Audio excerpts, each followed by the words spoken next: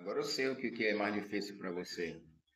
É mais difícil você entender por que você muitas das vezes vê Deus agindo na vida de outras pessoas, e às vezes você não vê Deus agindo na sua vida.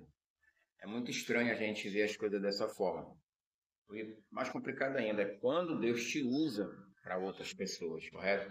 Quando Deus te usa para curar outra pessoa, e às vezes você tem uma enfermidade e você não é curado. Quando Deus usa você para determinar uma bênção grande na vida dessa pessoa, e acontece, e às vezes aquilo não existe na sua vida. É complicado, irmão. Isso daí é muito complicado. A gente fica com a nossa cabeça confusa. Realmente, a Bíblia não tem detalhes sobre esses fatos que ocorrem. Isso aí realmente é intrigante na vida do ser humano, realmente.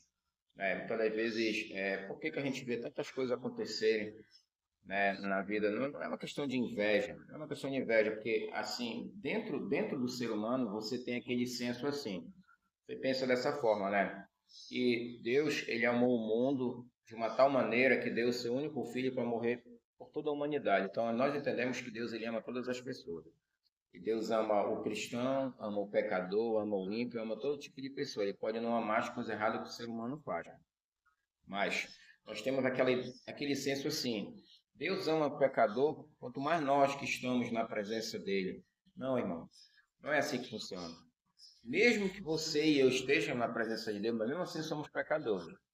Deus não olha diferente, tá? Bora entender isso. Deus não olha nós diferente das pessoas lá do mundo. Não. Qual é a diferença então, irmão? Deus cuida de maneira diferenciada, correto? Então essa que é a questão. Então Deus, os olhos do Senhor estão sobre toda a terra, contemplando maus e bons. Mas os olhos do Senhor estão atentos aos seus servos, aos seus escolhidos, correto? A tudo aquilo que está ligado ao reino de Deus. Então, o amor que Deus tem por nós é o mesmo que ele tem para a pessoa que está lá no mundo, no pecado. Porque foi de lá que ele nos trouxe. Pelo menos eu também vim de lá. Você deve ter vindo de lá também. Ou se você está lá, acredite que Jesus vai tirar você também, porque o sangue dele nos purifica de todo pecado. Ele morreu por todos nós. Correto? Então, nós precisamos pensar desta forma. Então, o que vamos fazer? O que vamos fazer se nós não soubermos entender isso da maneira correta? Vai vir muita confusão na nossa mente. Então, eu quero dizer para você o seguinte: isso existe sim, isso está na Bíblia. É possível Deus agir na vida de muitas pessoas e não agir na vida nossa? Sim. É possível Deus até mesmo te usar para determinar bênção na vida das pessoas, determinar ganhos na vida das pessoas e não lá desistir na sua vida? Você abençoar um casamento, muitas das vezes você não está abençoado. Deus te usar para prosperar alguém, muitas das vezes você não tem prosperidade. Deus te usar para multiplicar coisas na vida de pessoas, aquilo não multiplicar na sua. Mas fique certo de uma coisa, isso tudo aí é plano de Deus. Uma coisa é certa, Deus não vai te abandonar. Ele nunca te abandonou, porque ele não vai te abandonar. Tudo que acontece na minha vida e na sua vida faz parte de um projeto de Deus, se é que estamos no seu caminho. Então, qual é a base desse ensinamento hoje sobre a história do profeta Elias? Você conhece a história do profeta Elias? Pois é, a história do profeta Elias é uma história misteriosa em relação ao seu ministério, em relação ao fim do seu ministério, correto? Então, até onde vai o agir de Deus na vida da gente e até onde vai a gente compreender se aquilo é benefício para nós ou não? Os dons que Deus entregou é benefício para mim ou para outras pessoas? Porque Elias, ele foi usado por Deus poderosamente. Só que nós analisarmos dentro da palavra, aqui, ele não teve muito benefício a si próprio. Você sabia disso? Esses dons de Elias não beneficiaram muito a ele. Então Elias, ele estava atormentado porque a nação de Israel, segundo aqui no capítulo 16, do versículo 29, um rei tomou posse chamado rei Acabe, e ele ainda foi casar-se com uma mulher que era adoradora de Baal. Então essa mulher levou Acabe a adorar o Deus Baal, e aí a nação de Israel tudo se corrompeu por conta disso. Então Elias ficou atormentado com essa situação. Elias ficou tão atormentado com aquilo porque chegou o momento que só ele se viu pregando a palavra do Senhor.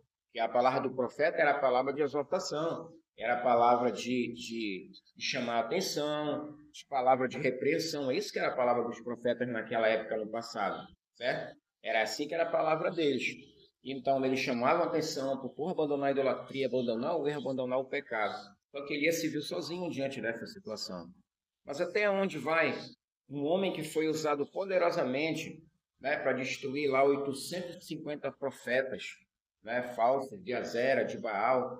Então, espiritualmente, era um homem cheio de poder. Mas repentinamente se viu-se Elias entrando em uma caverna. Elias foi ameaçado por Jezabel, Elias fugiu com medo. Muita gente fala, ele fugiu de uma mulher, venceu 800 profetas de Baal, fugiu de uma mulher. Não, irmão, você tem que entender o que está envolvido nisso. Não era uma mulher qualquer, ela era mulher do rei. Ela tinha autoridade para determinar coisas ali. Acabe era o rei de Israel. Então ele tinha poder sobre a nação. Então essa mulher estava exercendo o poder, o que acontecia lá em Israel. Então, o que Elias fez, por que Elias fugiu para o deserto? Por quê? Elias fugiu para o deserto porque ele estava decepcionado, ele não estava com medo de Jezabel, nada. Ele estava decepcionado. Só que Elias, ele entendeu dessa forma. Por que Deus deixou essa mulher me ameaçar? Por que Deus permitiu essa mulher me ameaçar? Talvez ele pode ter pensado, por que ele não pediu para descer? Deus não enviou fogo do céu para derrotar esta mulher. Será que se Elias tivesse pedido fogo do céu para derrotar Jezabel, será que poderia ter acontecido? Talvez, poderia ter acontecido, ninguém sabe. Certo é que isso não aconteceu, que nem ele fez isso, nem Deus fez isso. Ele vai para o deserto, senta embaixo de um zimbro, uma espécie de arbusto, fica sentado lá. E ele fala aqui, né, no capítulo 17, basta, Senhor, tira minha vida, porque eu não sou melhor do que meus pais. O povo, aí ele desabafa, né? Aí ele fala, o povo pecou, Israel abandonou a tua aliança, isso sobrou eu, ainda querem tirar minha vida. Ou seja, o cara estava decepcionado com tudo. Então, tipo assim, o que é que eu vou fazer? Como que eu vou ficar pregando por uma nação que está corrompida, que não quer nada com Deus? O próprio rei, que é Acabe, está querendo acabar com a minha vida. Eles estão querendo acabar com a minha vida. O rei, que é o rei de Israel, é corrompido. A mulher dele leva eles a adorarem o Deus Baal. E o que é que eu vou fazer no meio desse povo, Senhor? Elias estava querendo dizer isso. Então ele foi para a caverna decepcionado com o que estava acontecendo. Por quê? Ele viu tanto poder agindo para derrotar os profetas de Baal, para derrotar toda aquela aliança demoníaca, mas ele não viu toda vez aquilo agindo a favor dele. O povo não estava ouvindo a sua mensagem. E assim acontece com a gente.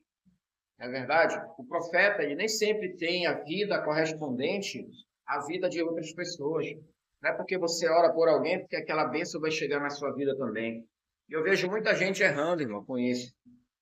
Ah, porque você, para ser profeta na vida de alguém, você tem que ser profeta na sua vida. Como é que é? Onde é que está escrito isso na Bíblia, irmão? Onde é que está escrito isso na Bíblia que eu tenho poder sobre o poder de Deus? Quer dizer que se Deus me usar para profetizar para alguém ganhar um carro 0 quilômetro, isso significa que quando eu sair da minha casa vai ter um carro 0 quilômetro lá na minha porta também? Deus vai me entregar. Só porque Deus me usou para profetizar para alguém isso? É assim que funciona? Quer dizer que se eu for usado para curar uma pessoa de uma enfermidade, quer dizer que em mim não pode haver enfermidade nenhuma porque eu estou sendo referência? Não. O ponto de vista de hoje é diferente do passado. Era diferente. Deus glorificava o nome dele usando o profeta para outros. Hoje não. A pessoa quer que Deus glorifique o nome dele usando o poder a si próprio, em si próprio. E não é assim que funciona. Deus não nos usa para nós mesmos. Deus não nos usa para outras pessoas. Porque você vê pela história do profeta Elias, correto? Então, aqui no capítulo 17, Elias foi usado por Deus, profetizou que não haveria chuva naquela nação, porque o povo estava pecando muito, então Deus ele encerrou ali a provisão. E o que Deus fez? Deus disse assim, olha, Elias, não vai haver chuva nessa nação, mas lá no quintal da tua casa vai chover. Bota uns baldes lá e para a água para ti, né? Porque aí tu vai ter água lá para tu beber, para comer tua comida, para tomar teu banho, porque tu é meu profeta. Não vai faltar água para ti, não. Não vai chover nessa nação, mas lá no quintal da tua casa, né, vai ter água. Alguém pode dizer assim, não, poderia ser assim, porque lá no Egito, quando o espírito da morte passou lá no Egito, ele passou pelas casas e aonde havia o sangue do cordeiro, lá no umbral da porta, que passaram, o espírito da morte passava e não matava. Dava mais ou menos para fazer isso. Tinha como Deus fazer chover? Chover lá no quintal de Elias? Tinha. Mas Deus não queria que fosse dessa forma. O que ele fez? Aqui, olha, presta atenção. No versículo 2, 3, ele diz assim, retira-te daqui, vai por oriente, esconde-te ao ribeiro do Queriate, e está diante do Jordão. Olha só ali, e no versículo 4, e há de ser que beberás do ribeiro, e eu tenho dado ordem aos corvos para te alimentarem. Olha só, meu Deus, olha que situação é essa. O profeta de Deus, ungido pelo Espírito de Deus, ia beber água do rio. pessoas que fazem isso hoje em dia, irmão. Quem bebe água do rio? Os animais que bebem água do beira do rio. E ia beber água lá do rio, pegar água do rio lá, ó. E o pássaro ia trazer corvo, ia trazer pão, carne para ele comer. Olha que situação é essa, irmão. O profeta de Deus. Aí Deus vai lá, aí seca o rio, Elias ficou ali. Foi a palavra que o Senhor mandou para ele. Aí seca o rio, e o que Elias faz? Eu vou continuar com essa mensagem ainda com você. Haverá a segunda parte. Fique com essa revelação de Deus desta palavra, e você verá o que vai acontecer. Será que Deus usa a gente para ser profeta para nós também, assim como é usado para outros? Permaneça nesse canal que nós vamos continuar. Até que ponto vale o poder de Deus a nossa vida e a vida de outro? Deus te abençoe. Receba essa palavra em nome de Jesus. Haverá a segunda parte. Dividirei em 3 partes esse tema. E vamos meditar como que vai ser o desenrolar dessa história. E Deus vai falar grandemente com você. Receba esta mensagem em nome de Jesus. Seja fiel. Deus vai usar você para você e para outros, mas quando Deus determinar que assim seja. Amém.